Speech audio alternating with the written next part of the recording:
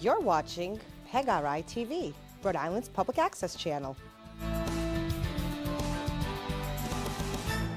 wheel is turning and you can't slow down. You can't let go and you can't hold on.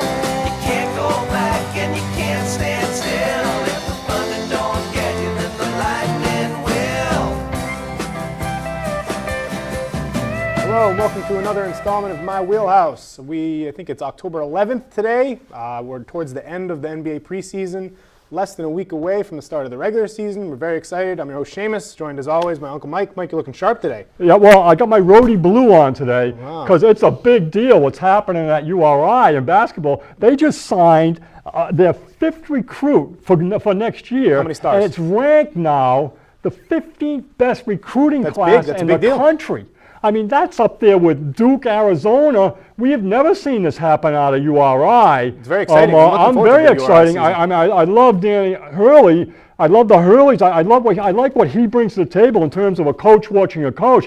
Very well grounded defensively. One of the best defensive coaches in the country. He gets it from his father. And so I'm plugged into that As far team. as last year, too, that was one of the more exciting offensive displays we saw in the tournament. I was very impressed with them overall. Hopefully they can carry that over to this season. I'm interested Well, in it. this is every indication here that there's things happening there, because to get for University of Rhode Island to they're on the have uptick. a top 15 recruiting season, that is really big. Well, I think it's the best recruiting class in the history of the school. Right. Oh, it's awesome. And you probably wouldn't even know any of the guys. I mean, the guy they just signed was Brendan Adams. No. So that you probably don't know who they are. Sure, but he's a superstar. I guess when you put them all together, well, one of them, they got a 6'9" guy that's almost going to be a real banger, and so that's really good. Yeah, I'm looking forward to it. So they got a nice swag. I'm a huge fan of like the colors and everything. That's why. I mean, I got my roadie blue on, and we do live in Rhode Island. I mean, I know you live in Mass, but the family lives in Rhode Island, and we're plugged in. I agree. The PC Fridays are good too, but not as interesting though. We will appreciate them as well. Yeah, we're going to appreciate them too. All right, we got a big display of certain things. Array, I guess, would be a better word to talk about. Let's get to the wheel. Let's see what we got going on. A little gentle spin. Oh, what a way to start the show. That may end the show. Oh, my God. Okay, so we're undefeated in the preseason. And so is Brooklyn. Okay.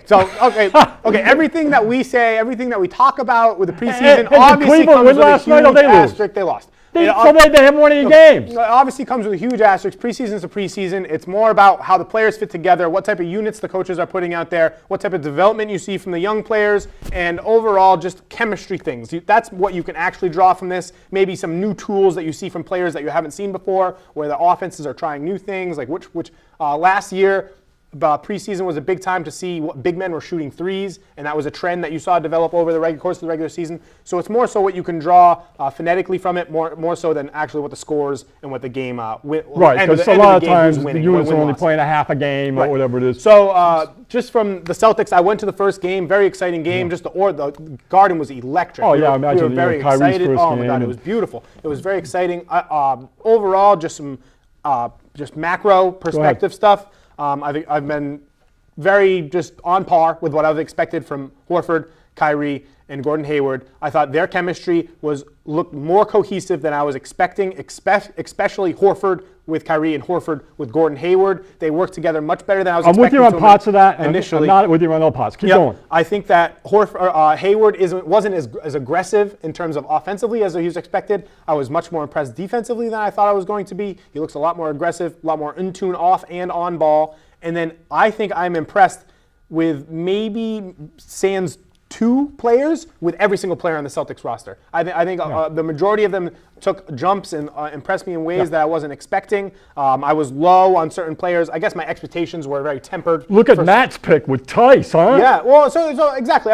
My expectations were very tempered with Tice, and he came in and he looked like he could be a player in the rotation. Spreads the floor. I think he's going to play valuable minutes. He might be the in terms of backup center minutes, he might be playing the most. I don't know if he's going to be playing. He's not going to be playing much 4. But I was very interested in where he can come in. He could stretch the floor. He hit a couple threes. He can play 4 because he can shoot the outside shot. He's smooth. His rim protection He wasn't play- that he bad. can play away from the basket defensively. He can, yeah, 100%. Long arm. He got a lot of lob targets. He not necessarily finished that many Yeah. of the lob targets, but he got a lot of lob targets. All over the offensive board. Exactly. I like him a lot. On a pogo stick in there. I was going to say that I was down on Semi Ojeleye until last game, and he looked great in the last game. I think he was hit 5 out of 7 threes. Yeah, so maybe it was a little bit of a fluke, but I think over the course of time, he's going to project very well as a 3-and-D player, a grinder that will be able to stretch the floor. So how are they going to share those guys with the G League? The top 10 I'm starting to see pretty clearly, but I'm seeing Semi Ojeleye, and I love this name, and you got to say it right. My wife's French, right? Yeah.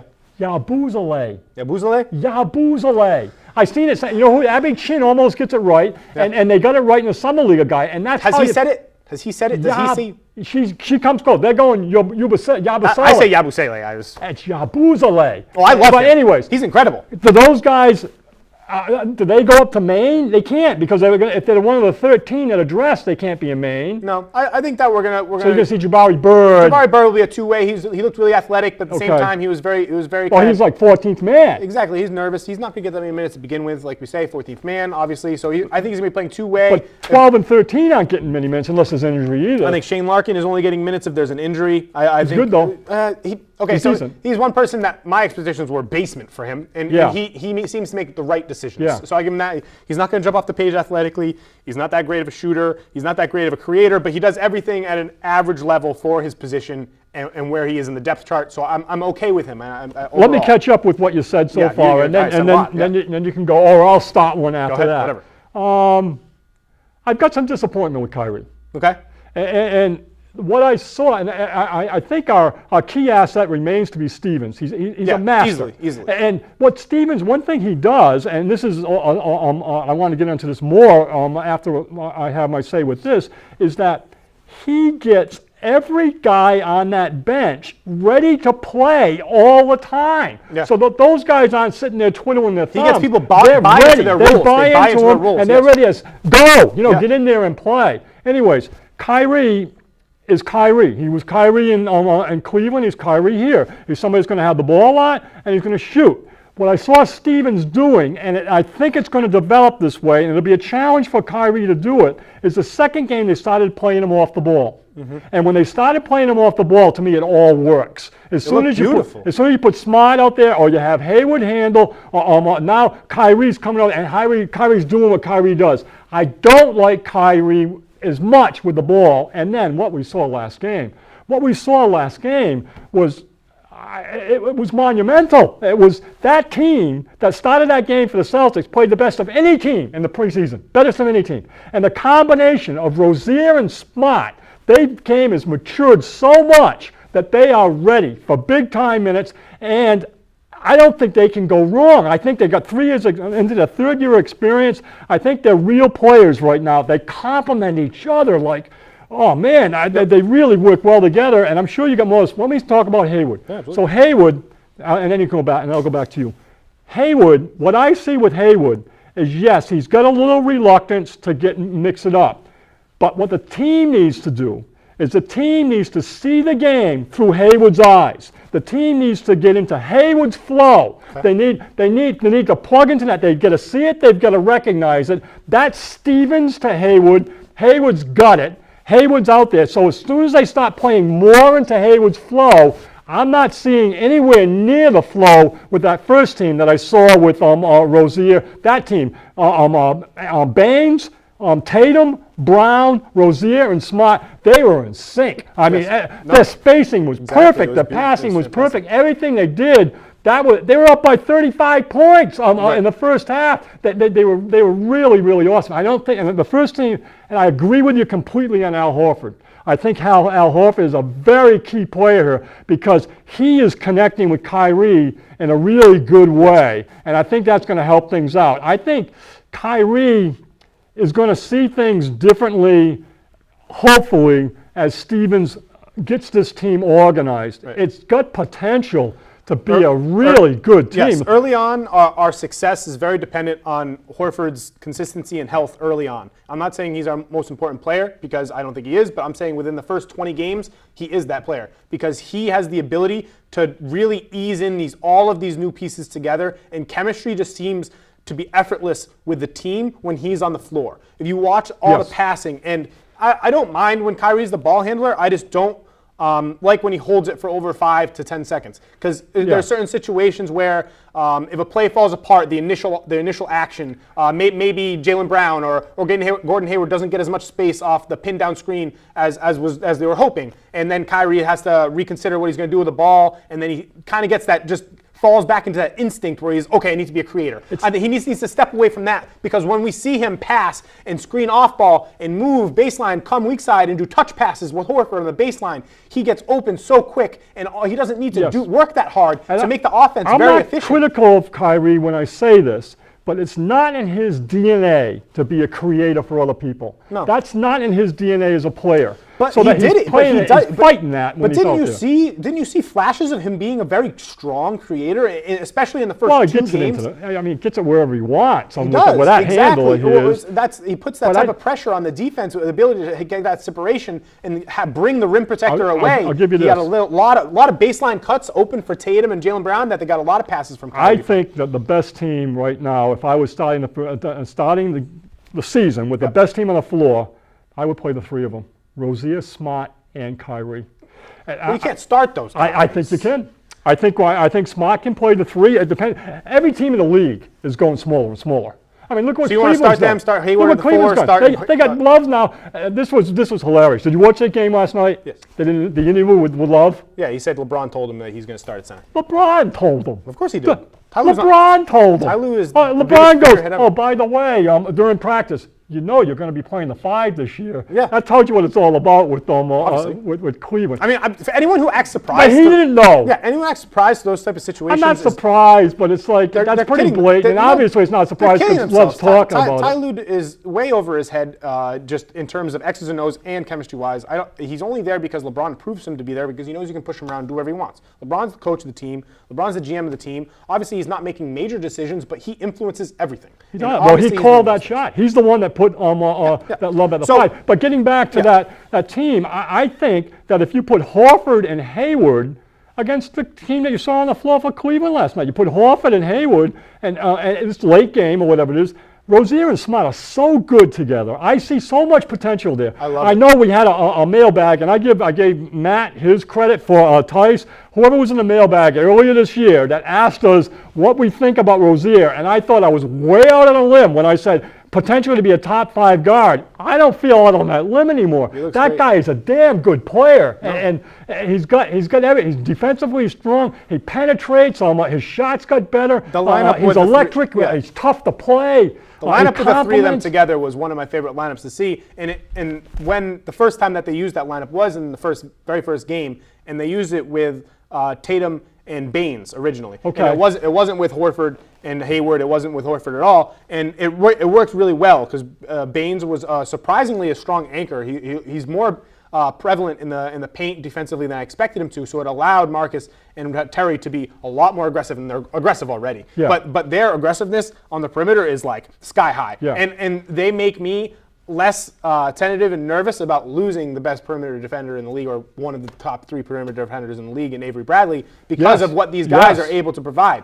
I mean, Marcus Smart, you can see the 20 pounds lost. Yes, he is more explosive. He fights around screens. I don't know how that translates to his shot, but his shot looked definitely better. Okay, so that's something I'm a little nervous about because last preseason he lit it up too. So I mean, I want to say he's going to come in and he's going to be a 34+% But when you match him with Rozier and you put them both together, they complement each other so well that. And I could see starting Smart at the point too. I'd be interested to see. I like them in the second unit. I like them in the second unit because the energy that they bring in, and like we say, Brad being able to have these guys buy in and them having the same intensity and energy they have in the second unit, awesome if not more than they do in the first unit. I think that helps the team more, and that once you start teams get in a lull. after you send in the second sub, the third sub, teams get in lulls where offensively things slow down, and they try to get it into just that one player that's still in the starting lineup, and it becomes more ISO ball, and people get more dependent on the better player that's in the game. And when we bring in Marcus Smart, and now clearly when we bring in Terry Rozier off the bench in the second unit, they take over and they eat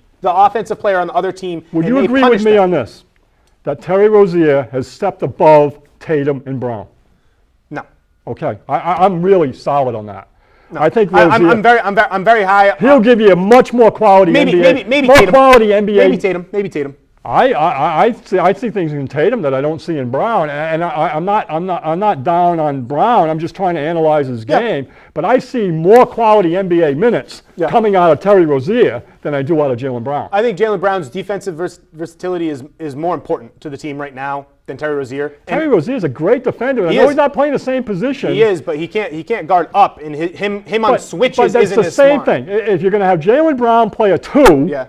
What's the difference? Because if he's guarding Klay Thompson or Steph Curry and they're trying to expose the four-man, I'd rather have Rozier on Steph Curry than Jaylen Brown. Maybe, but with the motion offense that the Warriors run and their constant switch offense, they're going to try to switch Horford or whoever it is with the Draymond Green. That's one of the strengths. Draymond Green's man, and then Terry Rozier is going to be on Draymond Green. And I despise Draymond Green, but I think Draymond Green can handle Terry Rozier in the post. I think Jaylen Brown would be much more commendable, right. and that's the type of versatility that you want. A mismatch on a switch, but one of the things the Celtics got going for them, they got a bunch of guys that are they just can play enough positions that they can switch almost whenever they want. They're going to have out there. Another thing that I want to touch on a little bit is our biggest weakness was and still is kind of rebounding, and we need to bring in a rebounder, and I think we've done an okay job at trying to patch the holes there. I think, say it again, Yabusele looks like just. You don't have to say it that way because nobody else is. I have a lot. There's a dancing bear in Yabusele. I like to say it right, and if I say it wrong, I just say Yabu. Whatever.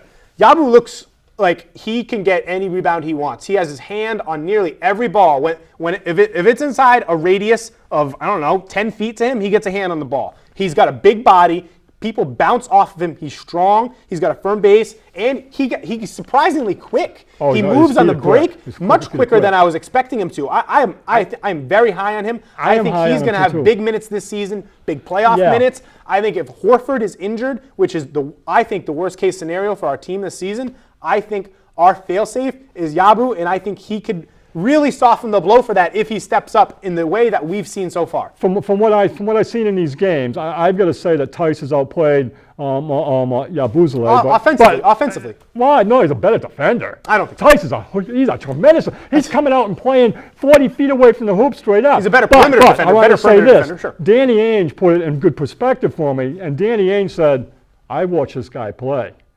You have not seen what he can do yet." That's what Tice or Yabu? Yabu. Okay. So Ainge is saying he's got a smooth stroke too. He said, "I've watched this guy play. Believe me, this guy can play, and you haven't really seen it yet." And I'm buying into that. That he's probably seen him play lots of times internationally, seen him play in Maine, seen him play enough, knows his game enough that what he's seen in the preseason right now is not where he's going to end up, and he's good as it is. Right. So, but I don't see him in the top 10.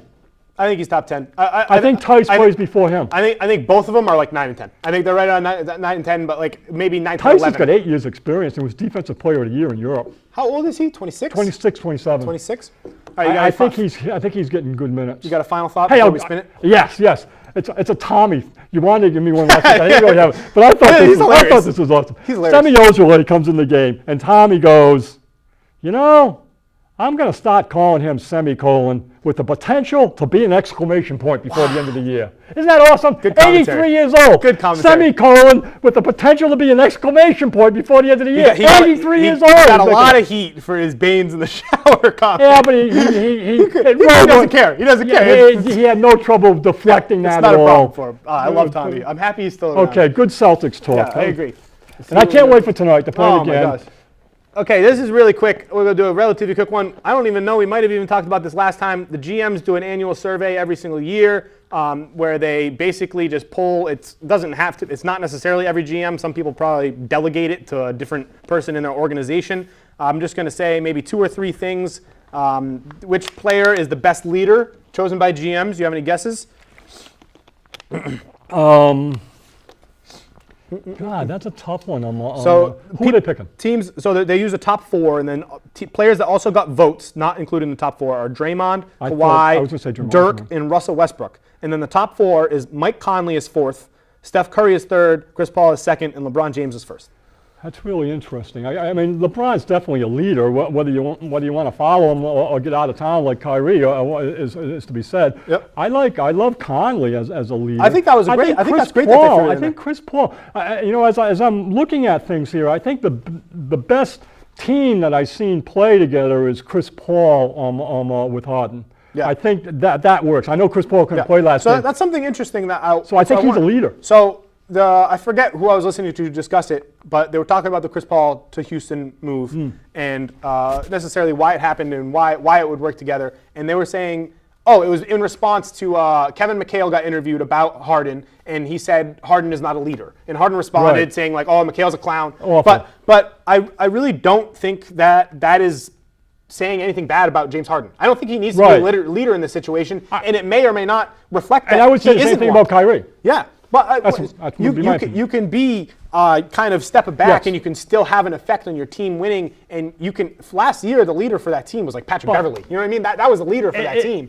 You shouldn't talk about like McHale did, and you don't say Love somebody's McHale. not a leader because that's such a negative connotation to being not a leader. Again, it got taken out of context. They literally asked him like, "Do you think that he's a leader?" That was literally the question. That's what they asked leader, McHale. Yeah, it was like, "Is he a leader?" And he coached. Right. You know, He he's there. knows. He's got He an knows. opinion. He knows. All right, toughest player in the NBA. Toughest player. Yeah. Tony Allen, Russell Westbrook were 5th, tied for 5th. LeBron James was 4th. And then tied for 1st place with votes is Kawhi, Draymond, and Steven Adams won. Steven Adams, toughest player in the NBA. I love by Steve Adams. BGM. I will go with LeBron James. I think I don't think there's anybody tougher than LeBron James. He might be the most durable player in NBA history. He's quite durable. I mean, they're talking about, somebody was talking last night about how he's played 4 years with Miami. He's going to go 4 years with Cleveland, and they think he's going to go 7 with LA. So he's going to, because he won 7 in the beginning, he's going to have a 22-year career. Oh my God. He was looking at, with his ankle injury, he was looking a little, paying the price for that a little last night. Right. That team. No, he's still dominating. That team's not in sync It was yet. so obvious that he was the best player on the floor, and it wasn't even close. He came in and he did whatever he wanted, whenever he wanted. His shot looked beautiful, still stroking. People thought last year maybe was a little deviation from the mean in terms of his 3-point percentage, but he looked smooth last night. I liked Love at the 5. I think did he hurt his knee a lot or a little bit? It looked really weird. So they kept trying to replay where they thought it happened, and every single replay where he cringes, nothing happens. There was no contact or anything. So it makes a foul shot. Again, they showed it at the top of the key where he was doing a little inlet pass. Yeah. I think it was to LeBron in the But post. then it was still bothering him down the other end of the court. I don't know. How about Baines? He makes me nervous. No news yet. No news. That's been a couple days. It's nerve-wracking. It is. Hopefully he's okay. Okay, so tough. I put LeBron. We'll do like 2 more. Okay, best passer. We actually talked about. I was talking about this with Dylan. So what's spurring this talk? Dylan? Yeah, what's spurring this talk about Dylan is I was talking about, and we'll talk about it more once we get to the preseason. And I was talking about Milos, and Milos already ranked in the top 5 in this, or top 7. So Milos is here. Marc Gasol got votes. Steph Curry got votes, and then John Wall, Ricky Rubio, and James Harden times for 3rd. Chris Paul 2nd, and LeBron James voted the best passer in the league. Wow.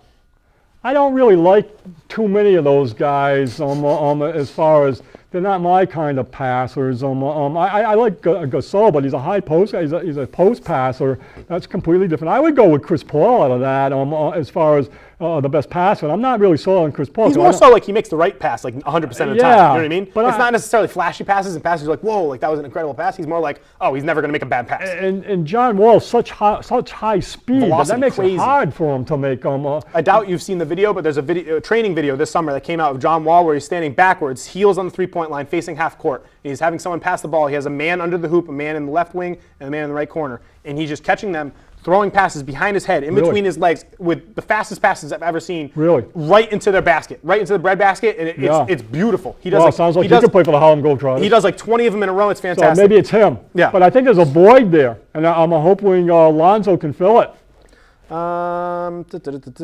Okay, last one. I think Marcus Smart's a real good passer myself. Underrated passer. Which active player will make the best head coach one day?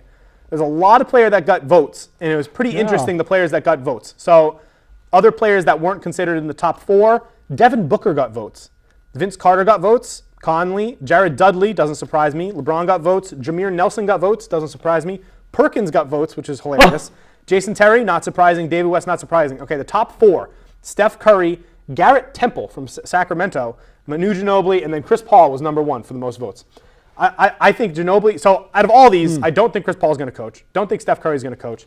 I think that Garrett Temple is like the exemplary, perfect example of what you think of when you just like 8 years later, you're like, oh, of course he's coaching in the NBA. Like a former player that was really average and was good on both sides of the ball. All the time. You know what I mean? The role player that really understands the game. It's not going to be LeBron. No, absolutely not. So, but I like Ginobili, and I can see Vlade Divac making a European dynamic duo by putting Ginobili as the coach of Sacramento. I would He like just got that. an extension.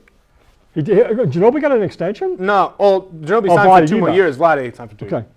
All right, let's see where we're going from here. All right, you want to talk about this? So this is the NCAA. I wanted to just talk briefly about the scandal overall.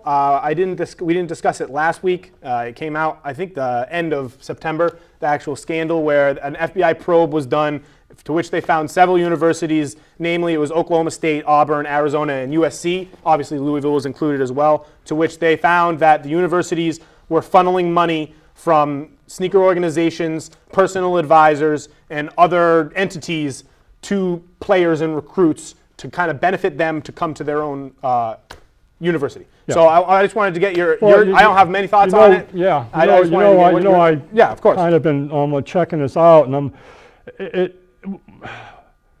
New York Post. Yep. The only article I saw out of many that I wrote that is saying, where's the crime?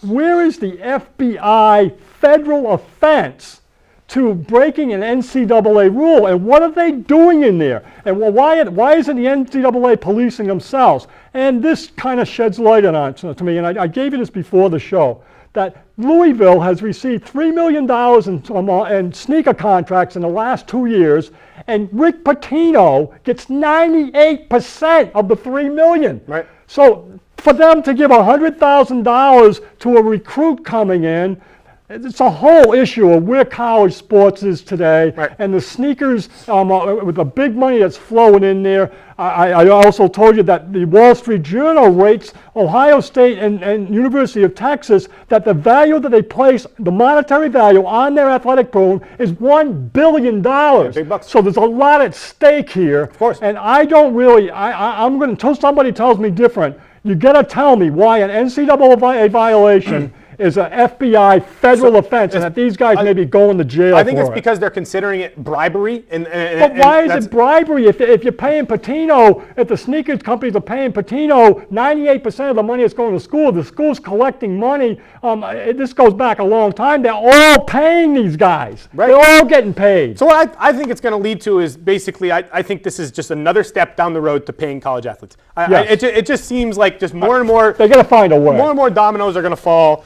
It's the situations, more lawsuits are going to arise. Players are going to come out and say, like, I've been paid this much money. This needs to happen. Like, I'm not playing a basketball game. I'm protesting. I think there's going to be several more steps that are going to happen. It may not be for another 5 years, but college athletes are getting paid sooner or later. They're going to get some type of just monetary stipend for what they're actually contributing to this billion-dollar industry. I mean, they're Right. Great business model. Like, you make millions of dollars and you don't have to pay your employees. Like, it's. I mean, where are the sneaker companies?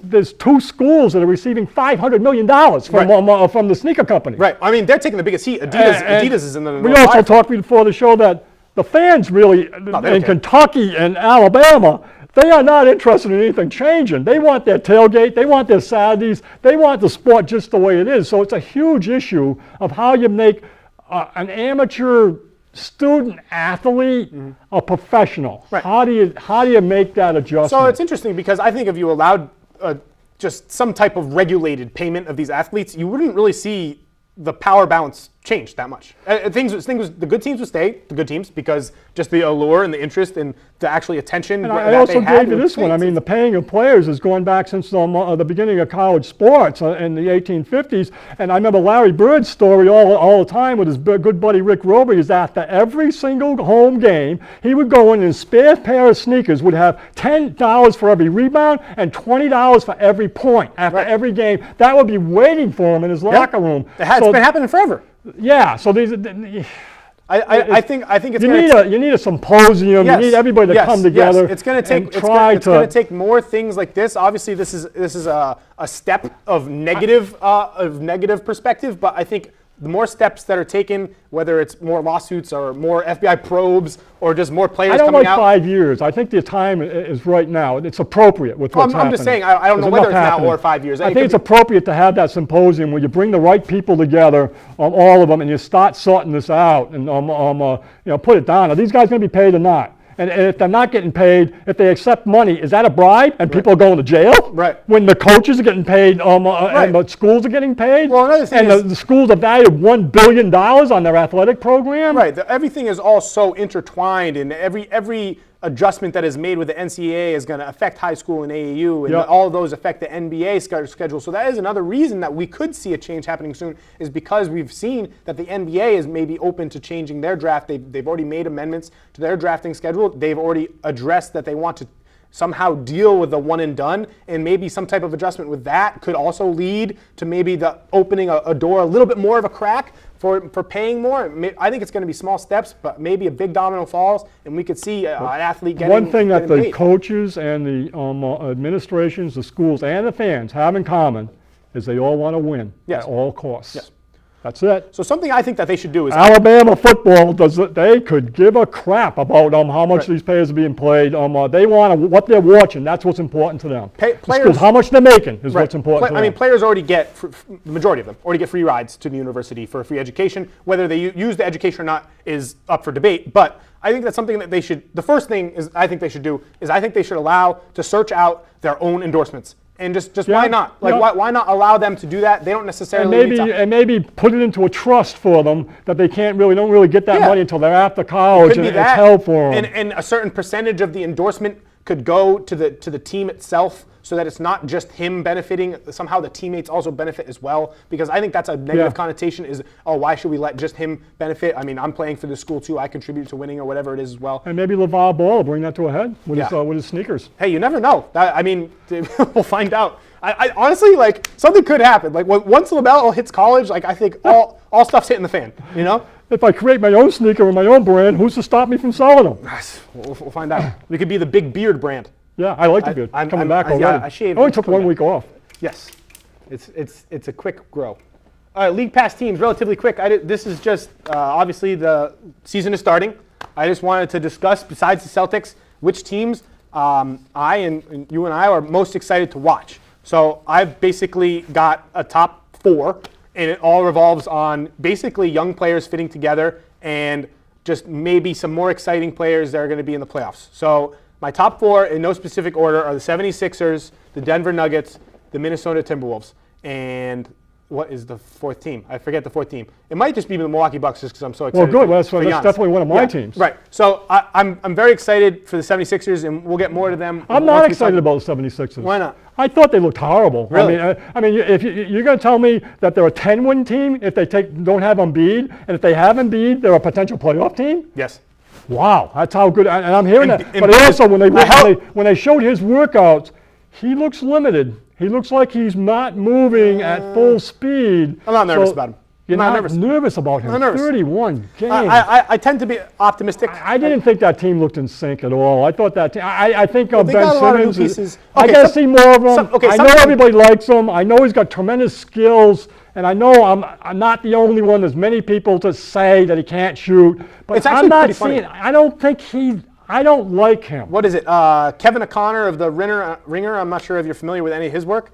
Him and then several other people. There's this guy, Coach Nick, and there's a lot of other people are clamoring Ben Simmons shoots lefty, and everyone's like, he's a righty. This man needs to shoot his That's form. what he looks like. He shoots When righty. when you put him on the foul line. Yeah, when you put him on the foul line, he looks righty. He looks like a right-hander shooting when he takes layups and he has the option to go both, he chooses right hand more often. It's a big thing, big debate that came up previously with players like DeAndre Jordan, who shoots free throws left-handed, that he dunks the ball more frequently with his right hand. You can see it just looks uncomfortable. But that's not a problem. There's not him and Martell Fultz, neither one of them is going to lead that team. What's up with Markelle Fultz? He's changing his form. He changed his form. I think it's because his bad shoulder. He's got a bad shoulder, but it's got to be his bad shoulder. It's got to be that he doesn't have that. That's got to be it, Shay. It can't be. Nobody would shoot like that because he had a good shot and he had good form. He mustn't be able to move his shoulder the way he wants. The free throw is. That's what I mean. That's what I mean. But that's what I mean. It's got to be restricted because of the shoulder. Did you see it? He brings it up right here quick. No, he has it here right away, and then he pushes it from here. But it's not like a nice form. It's like he throws it. And then when they show his shooting form at Washington, he it's nice. It's smooth. It's got to be a shoulder. I think it's his shoulder. I'm not that nervous, but I'm very confused about it. It doesn't make much sense to me.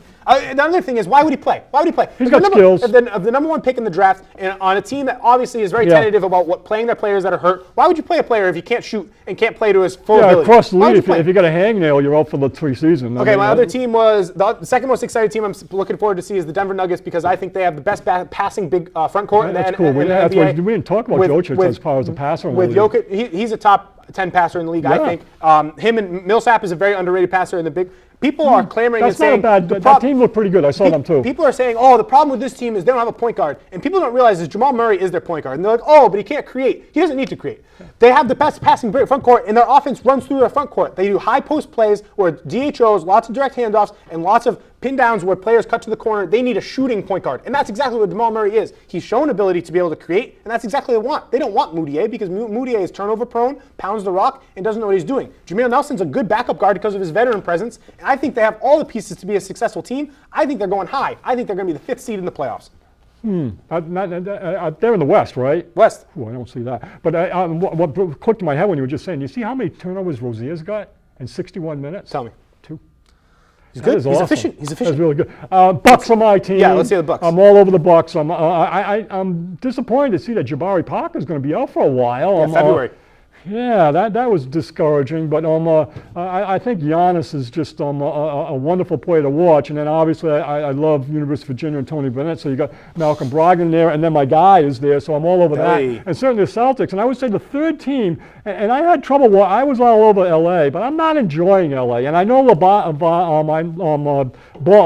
is out, but I'm not enjoying watching that team. It's not. Well, I'm not going to stay up to watch them. The offense is kind of like ticky-tacky without Lonzo. With Lonzo, it flows very easily, and it's back and forth, and it's quick, and players make decisions that make sense, and they fill lanes, and then Lonzo helps them. Yeah. So right now, it's very predicate on Brandon Ingram and his ability to create isolation basketball, and that's not the type of player. But I watched them with Ball playing. And, you didn't like it? I think they're great to watch. He's great to watch. I like watching him, but the team, I didn't like the team.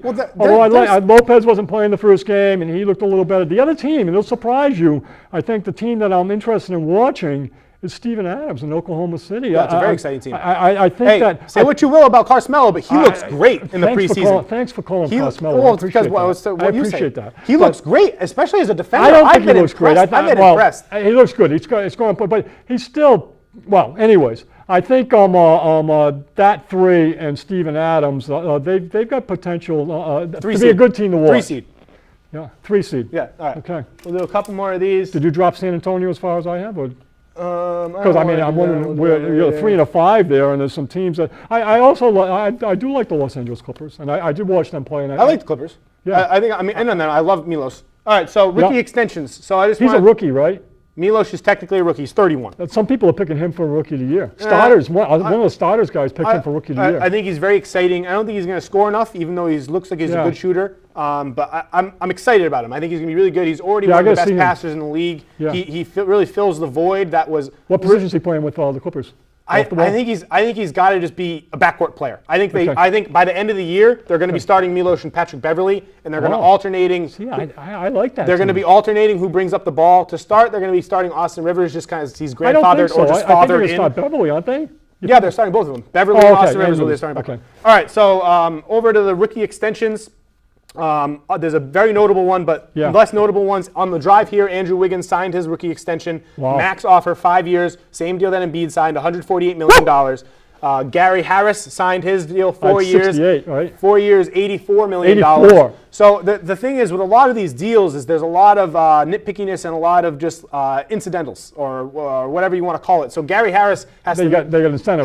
it's incentive based. So he has to meet certain criteria to be able to pay that much. So I think it's 74 in guaranteed and 84 if he meets certain criteria. Probably something to do with All-Star games, maybe All NBA, maybe a certain scoring output. It could be just games played. Something that I thought was great is they said that there were team-based incentives as well. So if the team wins 45 games, maybe he gets another $1 million. So I think that's really cool because obviously if they're winning, that means that he's helping contribute to those wins. There's only a little bit.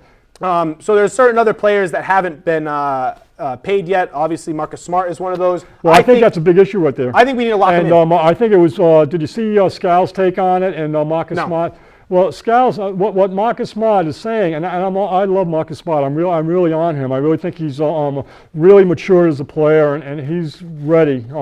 But what he's saying is that there's been no conversation. Yeah. And that makes me nervous. And he also is saying that, one thing interesting. They're asking him after the game as they're doing this. They're asking him whether you're concerned about this, and he answers the question. How many guys just deflect it and say that's something for after the season? He actually said, yeah, I am. We haven't had any discussions. I'm ready to have the discussion. I want to stay in Boston. But what Scal said is that there's no way they haven't had discussions. You're going to tell me an agent and a player has never talked to Danny Ainge about Marcus Smart and his contract? That's what I was going to say. But then they asked Smart, and Smart said, no, we've had no conversation. I think that probably they're going to pay him. They're going to do it right away. That probably means because they're a little bit different. So I'm nervous. They need to pay him sooner than later because it's going to be a discount if they pay him now. Right. The longer that they wait, the higher his price is going to go because the better he's going to play. Harris has got 84. He's going to be somewhere between 12 and 15 million a year, which is a bargain right now. Right now, and I'm nervous because I know they can match in the offer, right? Right, but if he goes past that, I wouldn't be surprised if a team like the Bulls offered him like 17 million a year. Like he could get to the point where he could get, especially as this year goes on. Right, he could get offered a contract that we wouldn't be able to financially match. So I'm nervous about that. I think we need to lock him in. I think he's a very crucial player, obviously defensively. So we need him sooner or later. One thing that's happened. Oh, you got more on that? Oh, there's plenty more. Oh God, we'll keep going then. All right. Well, so to me, that's the issue. Was Marcus Smart?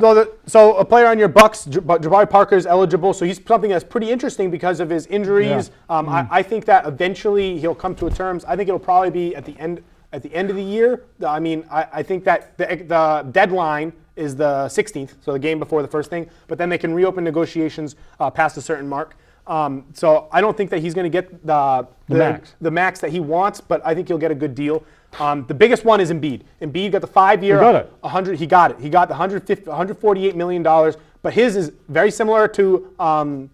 Why wouldn't they wait on him? Not similar. You tell me this, Shay. Why wouldn't they wait on Joel Embiid, see whether he can actually play? Because the worst case scenario is they're going to match what somebody else gives them anyways. At 148, how much higher can they go? Because right now, they put this in because of the incentives that they have included in this deal. I don't think that they could have had them put in at a later date if he plays 60 games this season and is relatively healthy, only misses a few games here and there, but the majority of the games are because of resting on back-to-backs and such like that. He gets a max offer from another team with no incentives. They have to match that with no way out. They matched this. They signed him to this deal, and there's incentives, injury-based incentives in this contract. No, I already know there are. There are. For this year, there's for every year in the contract. And how much is the base? How much is he guaranteed? It's varying. So he's. I think it's like 22 or something like that right now, Gary. But he's going to make a year. He's going to make 29. He's going to make 29. So, but he's guaranteed 22. It's around there.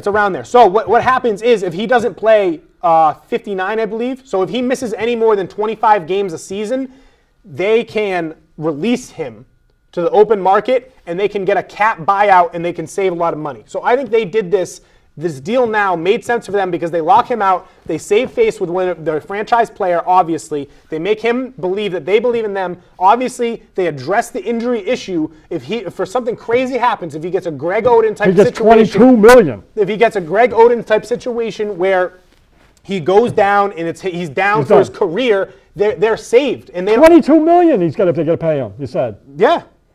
They're saved? No, so he gets bought out and they pay him that money, but it's cap relief. So they don't have to. It won't count against the cap because of the specific situation. I think They it was still got smart. to spend the money. Yeah, I think it's a smart deal. I would have waited and seen how see how the season goes. Maybe. I think Joel Embiid. I want to see how this is important right now. How many games Embiid plays? He's playing tonight.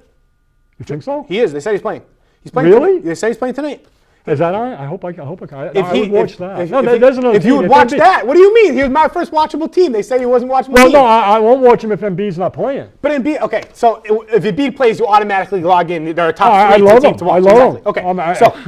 He's awesome. So if Embiid plays over 55 games, and he averages something that's not crazy to say, like 23, 9, and 2 blocks a game, not that crazy to say, his defensive impact and his ability to really just make defenses complete their scheme to him, that's a playoff team. That's a 500 team. If he plays 60 games, they got to win 30 of those games. I think another issue here is on the 60 games, how many minutes a game does he play? I think he plays 27 to 30. And if he goes much less than that, suppose it's like 24 or 25. He played 20. That's a halftime player. Yeah, he played 24 and a half games. He played 20, and he had a huge impact. Huge impact. Yeah, but you don't want a guy of this caliber on the floor only 24 minutes. Yes, because they were being so tentative. The team is not going to be as good. No, because they didn't want to be good yet. They want to be good now. They want it to be bad still. They still wanted that top overall pick. They wanted it to be bad. I think they failed that test. No, they didn't. They did exactly what they wanted to. They've taken it for 4 or 5 years, and look what they got. You saw They it. got Marcus Fultz and Ben Simmons, 2 overall picks. Yes, it's a lot of young players. Rozier crucified them. They're up by 35. This team's got nothing. It's inexperience. This team is a playoff team. Is a perennial playoff team in the near future. Perennial playoff team. A potential number 1 player in the league. Number 1 player in the league. He's the biggest dip. And if he is all right, then I'm buying into them being a decent team. But the others, I'm not buying into them at all, including Simmons. He is all right. Including Fultz. We're going to go to this real quick. I just want to talk about Kyle Kuzma. Kyle Kuzma, what do you think about Kyle Kuzma? Give me your impression on Kyle Kuzma. Everybody likes Kuzma. Yeah. He's big, he can shoot. He's got a good attitude. Everything's strong about him. I think he is really, I like him better than Ingram right now in terms of what he brings to the team. It's crazy. And I think him and Ball are connected in a way that we said with Rozier and Smart. I hope he gets a lot of minutes. Me too. So obviously, the biggest statement against him is sample size, and the sample size is very small. He's only played a handful. He tested very well in the combine, but everything we have points towards him being great. Every sample, every test he's been faced with, he passes with flying colors. It's true, and LA's got the openings for somebody like that to prosper. So he's got no risk. It was playing interesting. In the summer league, he was a transition player. He was a catch and shoot and spot up player. He was a darling statistically and efficiency wise, and everyone was like, okay, maybe we're just getting these glimpses. But then preseason comes along, all of a sudden he can be an isolation scorer. He scores high post, he scores low post. He's a pick and roll ball handler. He's an above average passer for his position. He has all the tools to be an offensive dynamite player in this league.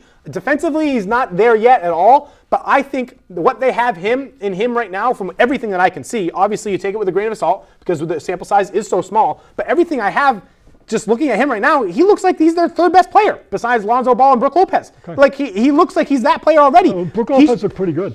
I mean, Brook Lopez is going to be good. He's going to help them win games. But Randall's played well too. Yeah, but Brandon Ingram makes me nervous because Brandon Ingram he has an ability to get a shot whenever he wants, and he has ability to really. He's snaky and he can get to the hoop, and that's exactly what I think they should use him as. I got another team I'm going to watch. What? Cleveland. Really? Why? Because, what I saw last night that I really like, I know we're running out of time and all this stuff, is that I see that whether it's Lou or LeBron is seeing this, and it's probably a combination of both of them, is that the reason they're starting Wade and who's the Chicago? Derrick Rose. And Derrick Rose looks great. They don't look bad. But the reason that they're starting those guys is because they're moving LeBron off the ball. Yes. I saw LeBron getting ahead on the break. Yes. I saw him finishing on the break, Yes. and they're getting ready for when Isaiah's there. Yes. So when Isaiah comes, LeBron's already see playing that. off I the can see that ball. too. I was seeing the They're same also getting them ready for Lonzo. So I see LeBron's game changing right in front of our eyes in a good way. He's becoming less ball dominant. Well, he has to, and that's how they're designing the team. If LeBron is making this happen himself by moving Love is part of it. Love opens up the front court for him in a way. Big season coming out of So Love. I Big saw season that, and coming out I'm of Love. interested in that team once. And Crowder's found a home. He looks great there. Yeah, No, his role. I feel good for him. He's found a good spot. I love Jay. It's interesting that he beat out Tristan Thompson. Yeah, he did. He's the one that moved Love to the 5. I'm saying still book it. Tristan Thompson is getting traded with a Brooklyn pick for DeMarcus Cousins. Book it. It's happening. Like, it's going to happen. I'm thinking middle of the season it's happening. Okay, I want to go back to Lakers.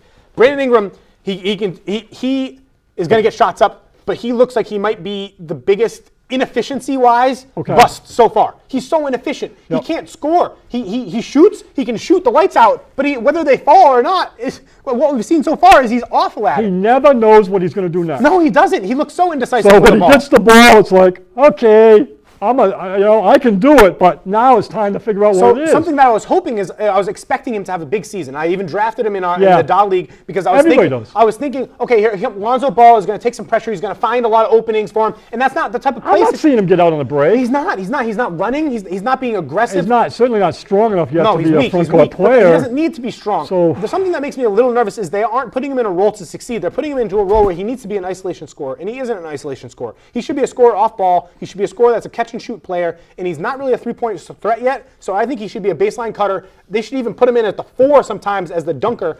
But I really he makes me nervous. And I think right now, if you had to pick, you're picking Kuzma over him because of everything we've seen. Points towards Kuzma being a more efficient player. Points towards Kuzma being a player that meshes chemistry-wise better with Lonzo Ball and the theme that this team's going to play. I think Kuzma should get a lot of minutes at the 3 this year. I think you're on because he target by plays there. saying the sample size is small. And one of the things I love about Rozier and Smart is their sample size is not small. Not small. And Tatum still is, Brown still is in a bit, and Kuzma's is definitely that sample size is small. And you've got to let that evolve. Well, everything first. you see from him, like his shot release and just his posture, it looks like Klay big. Thompson. He's quick, it's fast, it's explosive. The way he moves Yeah. off the ball, catch and shoot. I think he looks great. I think he has the We'll potential. see. I mean, when the games begin next week, Yeah, we will see. That's when we know. And something that has been said about him is in college, he was a big hot streak, cold streak guy. And he would go through And stretches. he's on now a 3-month hot streak. Yes.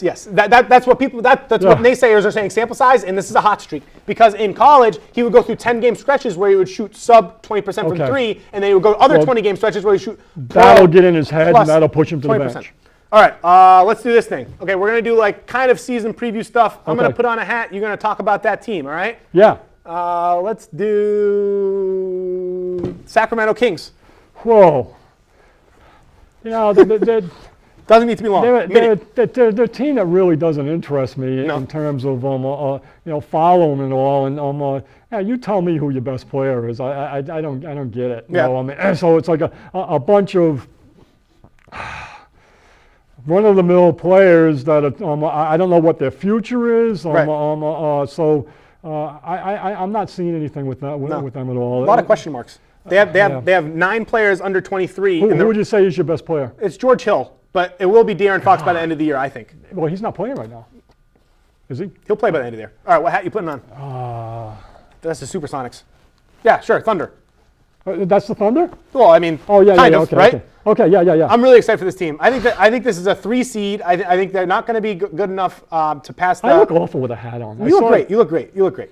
I really think that they're going to be able to mesh together well. I've been impressed with how well Melo is playing, especially defensively. His catch and shoot, both him and Paul George, in terms of catch and shoot, opened my mind on that. They look great. And Russell Westbrook looks like he's able to take a step back efficiency and just volume-wise and still be just as efficient, is what I mean. I still don't think Carmelo goes all out. And I'm seeing like a jog to his run. I'm seeing him pulling up the rear both ways in transition. His offense, so entitled. The way he fits in the offense is he is that trailer. He's that following 4. Yeah, the one but not the Kevin Love offense. That's but what you trail he's doing. hard. Yeah. Jay, you trail hard. I agree. You can do a rim run when you're trailing. You don't trail like maybe he has to trail right. because that's how slow he's moving out there. Utah Jazz. What do you got for me? they were on last night, and I think I like their team. I think Gobe is somebody that's going to step up big. I think he's ready to have big minutes. He had 27. He was 10 for 12. And so more's coming to him now that they've made the changes that they've made. And I said before, I think Hood's got potential. But as a team, I like the coach. I like what they're doing out there in terms of developing a team. They look in sync, and when I'm looking at teams that are out there right now that aren't in sync, like Philadelphia, like LA, like Chicago, even Cleveland to an extent, when I see a team that's in sync, I know they're being coached. You can tell that they got the. So being in the West is really hard. I have them outside the playoffs. Where's New Orleans? Is New Orleans East or West?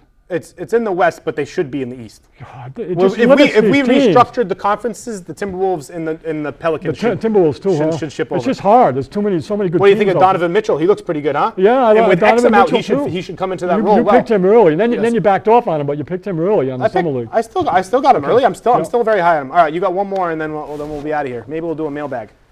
Ooh, Orlando Magic. All right. So this team is very similar to the Kings with just a bunch of nobodies. They don't really have a best player yet. Something I was very impressed with, so they signed Jonathan Simmons in the offseason. It looks good with your jacket. So, so some ruddy blue. That's right. So they signed Jonathan Simmons in the offseason, and I really thought, okay, this Spurs player is going to come into a situation where he doesn't have a structure of a strong organization, and he's going to struggle. And the things I've seen from him so far, he looks like he's going to be really strong. And his ability to play alongside of Aaron Gordon, now that he's moved up to the 4 position, those two look like they're going to be very dynamic. Aaron Gordon looks like he's developing an isolation game, which he didn't have before. How about Fournier? Did you say Fournier yet? I don't like Fournier. I've always been low on him. He's a European floozy. I'm out on him. European floozy? Yeah, I'm out. I never heard of a male floozy. I'm not high on him. Oh God, I like him a lot. I'm also high. I don't on like his Jonathan new hairdo. I was going to do a thing on hairdos on dudes, the best do in the league. That might have they might have the worst hair team in the league. Well, he's gone with. He doesn't have the man bun. Oh, he doesn't. No, he's now looks normal with his hair. Maybe you like him. Kind of. So I'm excited for this team in the future. I think the big just kind of peg that's stopping them from really being able to make a step developmentally is they need a guard. They should have drafted Dennis Smith because Elfrid Payton is not their man for them to develop into a future team. He's in there with best do. Who, Elfrid Payton? Oh God, yeah. Yeah, he looks like a bird. That is awesome. But their front court, if they can get to the point where really transitioning and conforming to this modern day basketball, and if Jonathan Isaac can play as a small ball 5, I think having Simmons, not ready yet, but this team isn't ready. That's okay. The team's not ready. Having Simmons at the 3, Gordon at the 4, and Jonathan Isaac at the 5, I think it's a very exciting team if they can get some shooting and some offensive creation at the 1 and the 2. Yeah, they're sub 500 team. All right, we're going to do one question about Isaiah Thomas. All right, so Isaiah Thomas, he really is just really sour about the whole situation. I feel bad. Who's sour? Isaiah. We love Isaiah. We love you, Isaiah, but he's really hard on Danny. He says he doesn't know if he's ever going to speak to Danny again. When did you start seeing this? I haven't seen he said this last night and this morning. He said it last night. He doesn't know if he's ever going to speak to Danny again. He doesn't know if he's ever going to speak to him, and he's really stressing the loyalty. He posted an Instagram post where there was qualities that they wanted in their players, and on the board it was loyalty, and he circled it, and he pointed to it. And I just feel so bad. And I think he'll come around eventually, and he'll begin to realize he doesn't have to come around. It's the same thing with LeBron. LeBron loves Kyrie, but not no more. No. So why would Isaiah Thomas be expected to say good things about the Celtics? They're on the other side of the ball now. Because I think he likes the Celtics, and I think he's gonna look back at this point in his career fondly, and he's gonna know that the fans still here love him and respect him and really adore what he did for us in terms of being able to. If he overcomes his injury, the way I see that team shaping up, watch out. Well, watch out for that team. If they're going to find a spot for Isaiah with LeBron off the ball, and they've got that second team with Wade and Rowe, I think that they're loaded and they're deep. I like Love. If Love's healthy, that's one of LeBron's I don't mind him deepest playing teams the he's ever 5. had. So that team's dangerous, and what a rivalry! Holy cow! When's that game? Next week? Yeah, it's 6 days away. Something to look forward to. Want to come over? You should come over. Oh, it's a long way to come. That's true. Maybe I'll come over. You can if you want. We'll have it. We got a game tonight. That's true. Okay, we're playing. What are we playing? The Hornets? Yeah. What do you think about Malik Monk? Last thing. About who? Malik Monk. Batum's down with an injury. He's looking better and better as my Rookie of the Year pick. He's looking better and better. Some guys. He had 19. He had 19 back to Some games. guys are going to Lights out. hang on to a guy no matter how they play. They're going to hang on to him. It's like He's beautiful. His ability to create his own shot and Watch him tonight. make difficult shots. He's really, really good. He didn't get many quality minutes. He the played first in game. the Pistons. Yeah, well, that's because they were still trying to work out the kinks with the stars and stuff. Kinks? But Batum played a lot of minutes. But in the games Yeah. against the Pistons, I didn't he was see being that. guarded by Avery Bradley in the clutch. He was hitting shot after shot after shot. He scored 9 points in the third quarter, all being guarded by Avery Bradley. He lit it up. He's good. You should watch him play. He's one of my favorite will players in watch the him league tonight. already. He looks incredible. Okay, I haven't bought into him at all yet. I'm bought in way past buying in. All right, thank you so much for joining us on My Wheelhouse. Chump, We'll be back- Marcus Morris, Marcus, yeah, I agree. Chump. All right, thank you. Overrated. Bye. See you later. the bully on the team he wants to be. What do you think about the new headbands? The headbands are weird, huh? Do you see them? They're thicker.